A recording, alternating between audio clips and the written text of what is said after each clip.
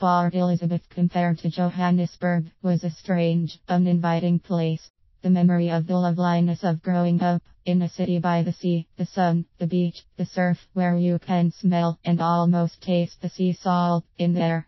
In Port Elizabeth, the blue sky is still like a blue light that travels like a bird. It is cleansing like a ritual purification or a summer rain shower. It disappears like screen idols in Hollywood and spies. It is a friendly legend and is as soothing as a warm glass of milk. In Johannesburg, the air was like a sea mist that surrounded your body and assuaged you in its fiercest heat and struck you down cruelly with an illness in the middle of winter.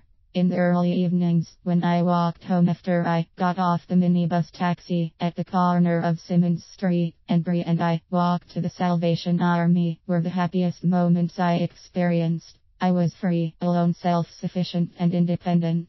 For 10 minutes I didn't have to answer to anyone. As a child I felt free and overprotected.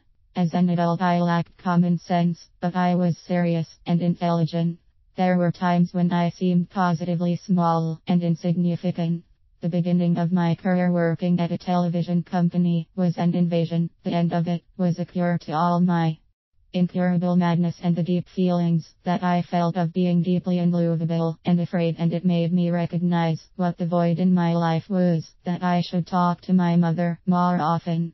My confidence was misconstrued as arrogance. I had become the mean girl I hated in high school. The crushing unbearable heat in summer in Johannesburg sickened me. In winter this was replaced by a numbing cold that would race throughout my body. It was immovable. In both cities cultures are panic-stricken. People talk in tongues. There are 11 official languages. Everything is blue or black, as serious as a heart attack, where the sky often transcends this experience, this black otherworldliness. The world exists upside down. Here women and children who are colored are not just lost or a shell of a human being, tormented and abused by men, living in poverty without proper sanitation, clean water or education. The many advantages first world countries have, they are gone. Their eyes are dead. They survive by any means necessary. They stay in a shelter for a short while, but because it is temporary, they leave and often return to their homes where there is domestic violence. Port Elizabeth and Johannesburg are both cities of sacrifice and survival. In both cities the girls are radical and sublime heavenly creatures who look old before their time. In Johannesburg they consume too much alcohol, drugs, hard partying, lines of cocaine, they smoke marijuana, whereas girls acquire puppy fat. In Port Elizabeth, eat pudding, eat more servings, snack more between meals, have babies and unhappy marriages. The smart girls more often than not do not make the smart choices. They have a degree, but then acquire a fake life, a fake identity. They make the ultimate sacrifice in time by disposing of themselves, their intellect, and their chutzpah in minuscule doses, and with it, any sense of completion. In Johannesburg, hard, successful faces mask the fragile hearts of pale outsiders, hunted old souls, and the haunted. They were a minority in terms of thought. Screaming unbreakable triumphs ignited their minds, trapped in Johannesburg's seedy nightlife, and their lifestyles were sordid. Everything that was inherently beautiful and decent within them died and became absolutely corrupt. It is only the dead, whose neuroses are safely disguised without investigation, and who are left untroubled by knowing and saved ghosts present and past. City streets are mapped seductively by color. Hawkers ply their trade outside popular retail stores. Malls are clean. Their surfaces are sanitary, shiny and new. The shop windows are sparkly, which beautifully reveal the cool elegance of the extraterrestrial glowing interior of the store. Sometimes there are street children who sleep on the street. They are sullen, sleeping, dreaming and tranquil, the fear gone. At night, despite hunger, fire, spiteful episodes, disturbed folk who are mentally ill or emotionally unstable, they stay on the streets because they have no home to go to. When I feel midnight has lasted all day, I think to myself that they are even worse off than I am. When I walk past them at night to get to the Salvation Army, where I stay, I realize what a painful thing it is to see a human being's vulnerability. I am glad they can't see mine. It is addictive, believing that someone is in love with you, for who you are, even though on the inside, you know that it's a big fat lie. Uninvited, he kisses my face. He is cool, dangerous. He says I look beautiful, but I don't believe him.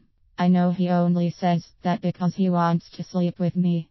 Natasha, my friend, says he only wants to sleep with me because I am a virgin. I am inclined to believe her. I am very inexperienced, shy, insecure, and depressive. I think he looks like an angel with his blonde hair and brown eyes. This is just a phase, I tell myself, and I will grow out of it. A very famous jazz musician and composer shot his wife and then killed himself in the building where I was working. I was editing some of my work and fell asleep. The hunted are always as serious as the impulse of flight about doing themselves in. Did he feel he was faceless in this cold and known world? Was he sickened in reverie by his rage? Could I have saved Moses Moliliqua? The color of my skin is distracting. Am I white? Am I black? I am colored. It seems as if all my dreams are incomplete just by this very basis alone. How does a mother forget about her own child's birthday? How does a mother forget about her own child? I am the pale outsider with the fragile heart and the butterflies in her stomach when she gets nervous. Am I not funny enough, happy enough, satisfied enough? Is it my funny clothes or my hairstyle that needs to be re-evaluated? Is it because perhaps I have become a younger, more efficient version of her, updated and underestimated? I wait an entire evening for the phone to ring, for her to wish me happy birthday, but this is an entirely soulless exercise, and once again my world isn't touched yet changed. I will never grow up. My mother, a siren, will always overshadow me. I don't feel like drinking. I don't feel like dancing. So I sit at the bar. People buy me drinks, and sometimes I get up to dance, because people come up to me and ask me to, or they talk to me. I think because I am sitting alone. But I am going out of my mind, because I feel so tired and sad, and I am wondering why everyone is being so nice to me. All I want to do is to go to sleep and get some well-deserved rest. I just didn't want to be alone this evening. But you are worse off when you are alone in a crowd of people who are having fun, because it is the weekend. They want to party and forget the stress they experienced that week. Nothing blurs and fades the harsh edges of your world and makes it disappear. Africa, Africa, Africa, let me fall to where you are. There are wild paths in Africa. Overhead the clouds move in mysterious ways. Here there is no electricity burning overhead to illuminate gifted children doing their homework. The power of my dreams is fed by hunger. It is no different from their motivation. Animals lick their young, but stripped of that substitute of touch, we die. This is the end of the world, savage, dangerous, hurtful, and self-destructive. In her pure state of being, Africa is wilder than the wind.